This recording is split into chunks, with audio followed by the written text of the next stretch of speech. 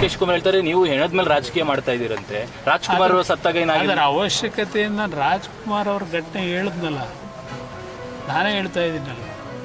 ರಾಜ್ಕುಮಾರ್ ಅವರ ಘಟನೆ ಯಾರು ಬೆಂಗಳೂರು ನಗರದಲ್ಲಿ ಅಶಾಂತಿಯ ವಾತಾವರಣ ಉಂಟು ಮಾಡಲಿಕ್ಕೆ ಪ್ರಯತ್ನ ಪಟ್ಟರು, ಸೀಮೆಣ್ಣೆ ಡಬ್ಬಗಳಲ್ಲಿ ಸೀಮೆಣ್ಣೆ ತಂದು ಪೆಟ್ರೋಲ್ ತಂದು ಅವತ್ತು ಶಾಂತಿಯುತವಾಗಿ ಆಗಬೇಕಾದಂಥ ರಾಜ್ಕುಮಾರ್ ಅವರು ನಾವು ಗೌರವ ಸಲ್ಲಿಸಬೇಕಾದ್ರೆ ನಡ್ಕೊಂಡಂಥ ರೀತಿ ಇದೆಯಲ್ಲ, ಅದರ ಮೇಲೆ ಗೋಲಿಬಾರ್ ಆಯಿತು.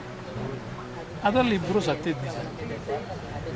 ನಾನು ಅದನ್ನು ಓಪನಾಗಿ ನಾನೇ ಹೇಳ್ತಾ ಇದ್ದೀನಲ್ಲ, ಅದಕ್ಕೂ ಇದಕ್ಕೂ ಹೋಲಿಕೆ ಯಾಕೆ ಮಾಡ್ತೀರಿ? ನಾನವತ್ತು ಮೊದಲನೇ ಬಾರಿ ಅಧಿಕಾರಿಗೆ ಬಂದಿದ್ದೆ ನಮ್ಮ ರಾಜ್ಯದಲ್ಲಿ. ಅಂಥ ಒಬ್ಬ ದೊಡ್ಡ ಮಟ್ಟದ ಗಣ್ಯ ವ್ಯಕ್ತಿ ನಿಧನರಾದಂಥದ್ದು ಅದೇ ಮೊದಲನೇ ಘಟನೆ. ಅವತ್ತು ಪ್ರಿಕಾಷನರಿ ಮೆಷರ್ ತಗೊಳ್ತಕ್ಕಂಥದ್ದಕ್ಕೆ ಯಾವ ರೀತಿ ನಾವು ತೀರ್ಮಾನಗಳು ಮಾಡಬೇಕಾಗಿತ್ತು, ನಮ್ಮ ತೀರ್ಮಾನಕ್ಕಿಂತ ಹೆಚ್ಚಾಗಿ ಆಸ್ಪತ್ರೆಯಿಂದ ಬುಲೆಟಿನ್ ಹೊರಡಿಸ್ಬಿಟ್ರು ರಾಜ್ಕುಮಾರ್ ಅವರ ನಿಧನದ ಬಗ್ಗೆ. ಯಾವುದೇ ರೀತಿಯ ನಾವು ಸೆಕ್ಯೂರಿಟಿ ಮೆಷರ್ ತಗೊಳ್ಳೋದಕ್ಕಿಂತ ಮುಂಚೆ ಅವರು ಅಪರಾಧ ಮಾಡಿದ್ದು ಆ್ಯಕ್ಚುಲಿ, ಅದನ್ನು ಮೊದಲೇ ಹೇಳಿ.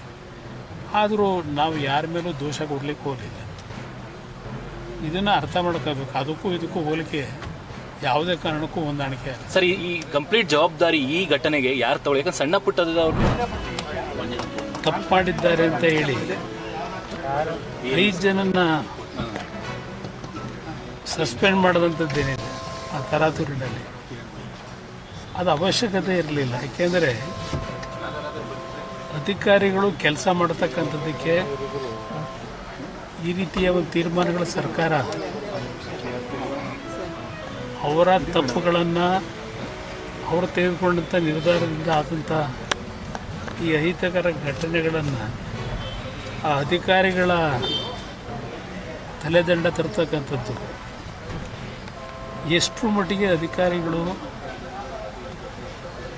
ಇವತ್ತು ಶ್ರದ್ಧೆಯಿಂದ ಕೆಲಸ ಮಾಡಲಿಕ್ಕೆ ಸಾಧ್ಯ, ಇದೆಲ್ಲ ಸರ್ಕಾರ ಯೋಚನೆ ಮಾಡಬೇಕಾಗಿತ್ತು.